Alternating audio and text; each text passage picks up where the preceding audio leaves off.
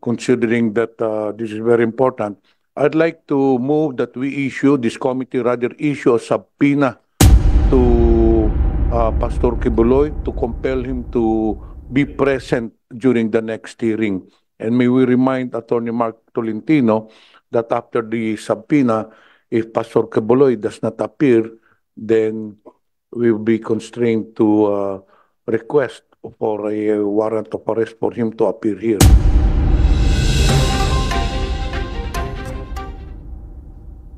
Thank you, Mr. Chair. Mr. Chair, kanina I would like to be parang clarified kasi parang sinasabi kanina na hindi, apart from the franchise na meron ang SMNI, supposedly, yung mga platforms ay hindi covered nito.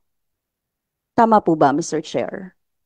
So, ibig sabihin, walang pag-limit dun sa paggamit, halimbawa ng Facebook, nung mga sinasabi kanina, yung the following.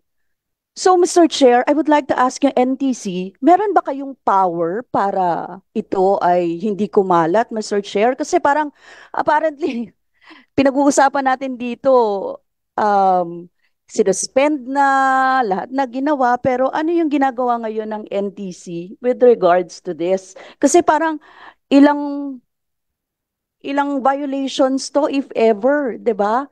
Dahil sinabi nga natin na hindi na dapat mag-ere at hindi na dapat lumabas itong mga misinformation, disinformation na nagaganap. NTC, please reply to the query of the Honorable Arlene Brosas. Mr. Chair,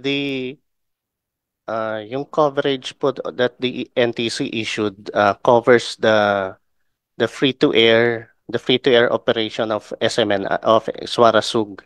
So ito po yung mga signals that are coming from over the air. However, yung the content that are being shown online is not covered by that because it's not within, hindi na po part ng franchise nila of the operations concomitant to the franchise, Mr. Chair.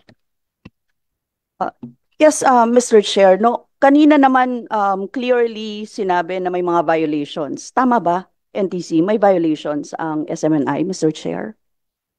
Ano ang mga specific violations nila after the cease and desist order, Mr. Chair? Mr. Chair. Mr. Chair.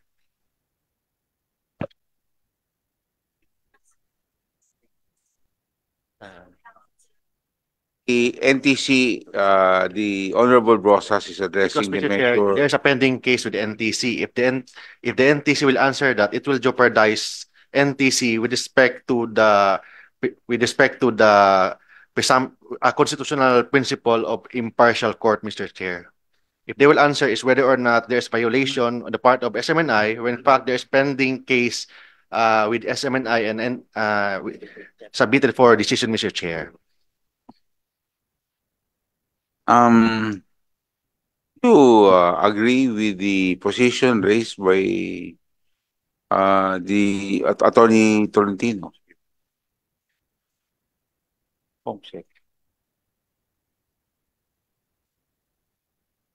Mr. Chair, Your Honor, we would like to reserve comment on that one as this is actually the issue. This is also part of the issue that part of the administrative case. Yes, but you know, that's a question raised by a member of the committee, and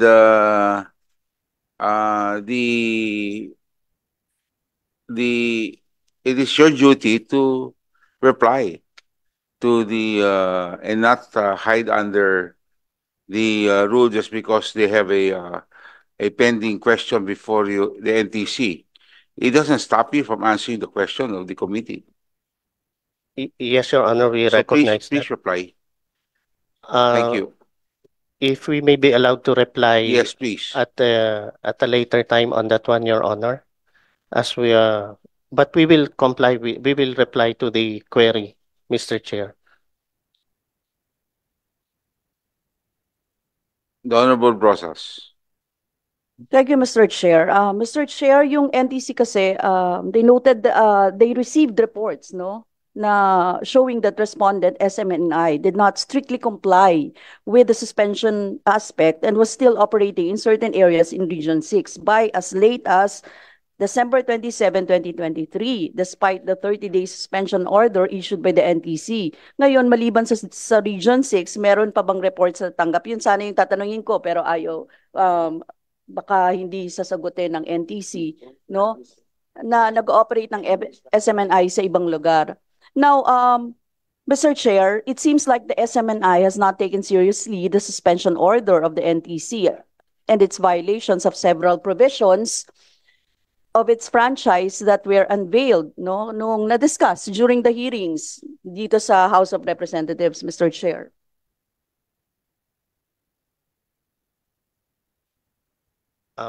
Mr. Chair, in reply to the query of the Honorable Arlene Brosas, based on the reports from the region, and Region 6 reported, it was Region 6 only that region reported on the continued operation.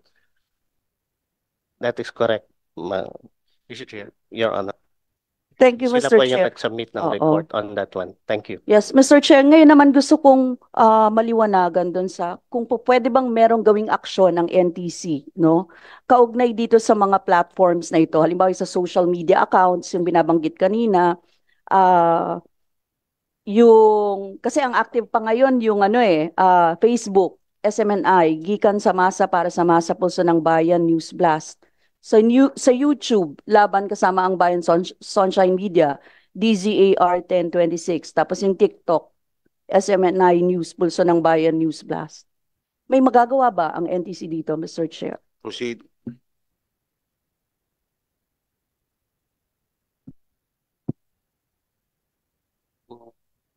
Please answer. Just, if we may be allowed to explain a little, Please. Mr. Chair.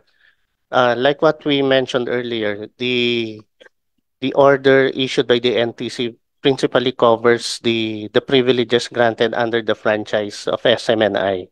And this includes the provisioning of free-to-air broadcast services, radio and television. Insofar as the other platforms like social media, we would like to inform that these are basically not within the realm of the operations of the franchise, Mr. Chair. So we are at this time limited only to the scope of what the franchise the authorities granted as a result of the franchise is covered, Mr. Chair. Mr. Chair, kung ganun yung mga lumalabas, puro red tagging, fake news, etc. dito sa mga following platforms na ito, Mr. Chair, hindi ba dapat ay i-address din natin tong usapin na ito, Mr. Chair? Hindi ba dapat i-suspend din natin yung operations, no, ng may mga record ng red tagging? And sino-sino, Mr. Chair, gusto nating malaman, sino-sino ba yung mga managers ng accounts na ito? Saka ano yung guidelines, social media posting ng SMNI sa program na ito, Mr. Chair? I was asking for the manager of accounts. I think, Sino-sino? Mr. Chair, Sige, Attorney Mark. the Honorable Congresswoman Brosas, Mr. Chair, she has an option to file a case against the SMNI. There is criminal case. There's also a civil case. And for the anchors, because all the statements of the anchors are not the official stand of SMNI. That is their personal opinion. In fact, as what I've said in our previous hearing, Mr. Chair, there is a disclaimer in every program.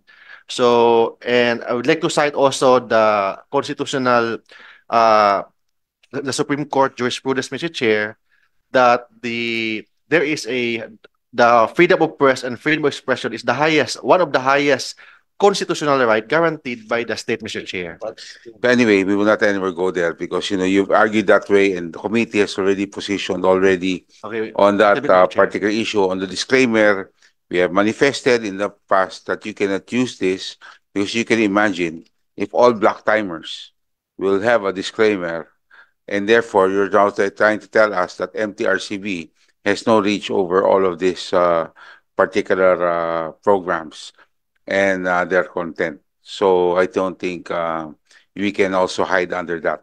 But anyway, we now proceed. Congresswoman Yes, Brosas, Mr. Chair. please proceed. I have a specific request. Ang specific request ko po ay malaman kung sino-sino ang may-ari ng mga media accounts na ito. And if it's possible to give this to the committee right now. Kasi alam naman siguro nila yan at meron naman silang kopya kung sino-sino yung mga kaninong mga accounts ito, Mr. Chair. That account, Mr. Chair, is owned by SMNI. That is not the account of the personal accounts per staff, but is owned by the Suarasug Media Corporation, Mr. Chair. Thank you. So sila pa rin, Mr. Chair. Sa kanila pa rin yun, Mr. Chair. Yes, Mr. Chair. Even yung guidelines sa social media posting ng SMNI, meron kayo? Paano nyo yun kinoconsider? Anong ginagamit ninyo? You have papers with you kung ano yung mga media accounts na meron kayo sa YouTube, sa Facebook, sa TikTok. Can we have that right now? It Mr. was Chair. already answered, Mr. Chair, that the SMNI has a different social media accounts per program, Mr. Chair. Look, Mr. Chair, gusto nating makita yung reach. Gusto nating makita kung gaano yung inaabot ng kasinungalingan, ng sinasabi ng mga red tagging, ng mga sinasabi na peddling o fake news. Kailangan makita natin kung paano yun sa aktual. Sino-sino yung may hawak noon? Hanggang saan yung mga, ano-anong mga media accounts, Facebook yun, ano-anong mga ganito yan, Mr. Chair. So I was just asking for that, Mr. Chair. It is a list, Mr. Chair, na dapat isubmit ng SMNI, Mr. Chair. We direct SMNI to submit the list as requested by the Honorable Aline Brosas. And in the next hearing, we will again follow up on this list. Thank you very much. And yeah, Sorry, last na lang, Mr. Chair. Oo, kasi anyway, tungkol po yung- Mr. Chair, we before- will consider the request of Congresswoman Brosas, Mr. Chair, but we're studying also the possible violation of the right to privacy, Mr. Chair, and right against self-incrimination, Mr. Chair. okay. So please study that of your options. Thank you. And we will also, the Honorable Paduano, the Honorable Brosas will insist on that list because this committee would ask so that we are clear as to what is being violated and what particular platforms are being used. But before we proceed, I just like to inform everyone that your names have been submitted to the floor for your attendance. Thank you. So now, you still have a question before we go to the next interpreter? Yes, Mr. Chair. Last na lang, Mr. Chair. No? Up to what extent is Apollo Kibuloy's influence in SMNI? Ano po ang kanyang posisyon sa kumpanya sa ngayon, Mr. Chair? We already answered that, Mr. Chair. Pastor Apollo Sikibuloy is the honorary chairman of SMNI. And he's not part of the day-to-day operation of SMNI. Chair, credited siya sa lahat ng mga shows, Mr. Chair.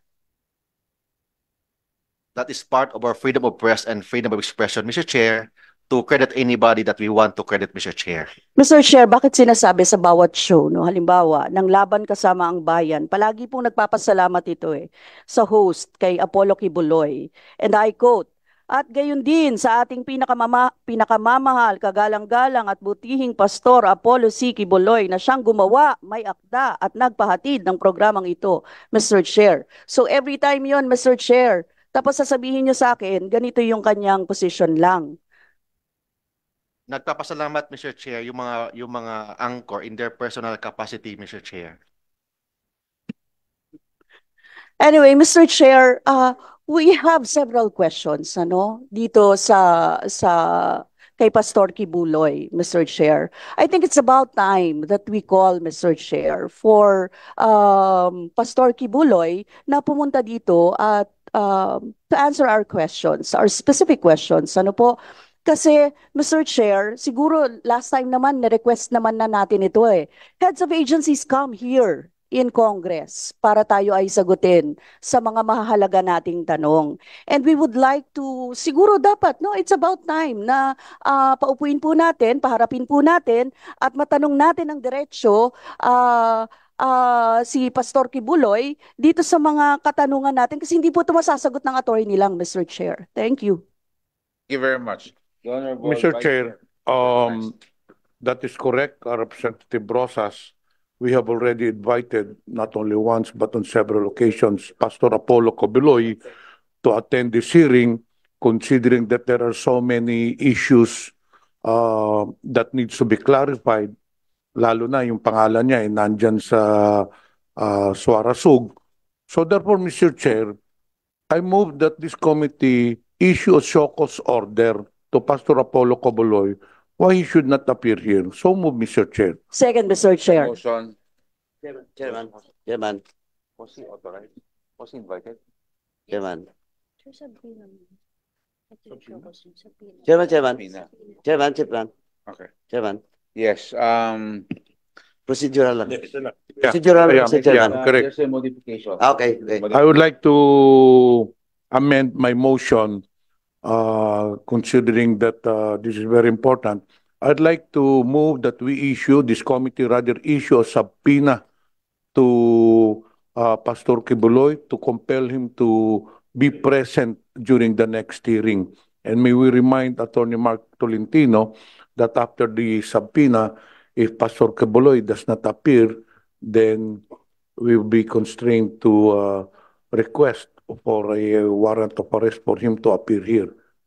Or rather, to move for a contempt order, and after he will not, hindi pa rin siya sisipot, yun na yung warrant. That's what I meant. So, Mr. Chair, on my previous motion, again, I move for the issuance of subpoena to Pastor Kibuloy to appear on this committee. So move, Mr. Chair. Motion by the Vice Chair Pimentel. Duly seconded. The chair in objections. The motion of the Honorable Pimentel is approved. We now proceed. Mr. Chair, very short lang po. Yes. In relation lang dun sa naging question kanina. Dahil po, we are exploring options. No? Actually po, the NTC has had a history of blocking websites na may mga sinasite po siyang dahilan bakit siya nag-block ng specific website. So, Mr. Chair, for the record lang, that can be one of the options. Kung kita naman talaga na detrimental to public interest ang mga binobroadcast or pinapakalat ng SMNI. In particular naman sa mga social media applications like Facebook, Instagram, TikTok, Twitter, YouTube, yun, pwede pong directly padalhan ng formal communications ang head ng ganitong mga social media applications. Yun, sa kung ano man yung pwedeng i-recommend no, na action against SMNI.